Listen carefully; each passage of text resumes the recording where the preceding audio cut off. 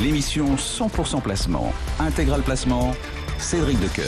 Nos deux traders sont à leur poste pour vous donner leur lecture graphique du marché. Giovanni Filippo chez Bourse Direct, Jean-Louis Cussac en ligne depuis Perceval. Merci à tous les deux de répondre présent aujourd'hui encore. Giovanni Filippo, quelles sont vos lignes stratégiques aujourd'hui ?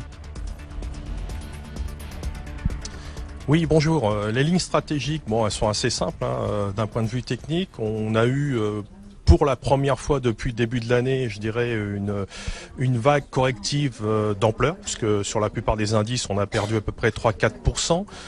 Normalement, je dirais, on est dans le tempo de rebond à la suite de cette vague correctrice, mais pour l'instant, on n'a pas d'indication qui nous permettent d'invalider la perspective d'une deuxième vague de correction similaire à la première, c'est-à-dire qu'on aurait potentiellement le risque de perdre encore 3 ou 4%. Voilà, dans l'état actuel des choses, on a un rééquilibrage des forces qui s'est opéré, puisque mardi dernier, le courant acheteur était quand même relativement fort. La petite purge qu'il y a eu la semaine dernière a eu pour bon effet, rééquilibrer un petit peu les forces. On avait une dominance, je dirais, de short pris un petit peu à la gorge et revenu à peu près à l'équilibre au moment où je vous parle. Sur le terrain, beaucoup d'indécisions, pas mal de focus, on est dans l'attente de pas mal de focus. Les intervenants sont assez, je dirais, dans l'attente de voir comment vont évoluer les négos commerciales sino-américaines, une histoire sans fin. Le Brexit également, une histoire sans fin.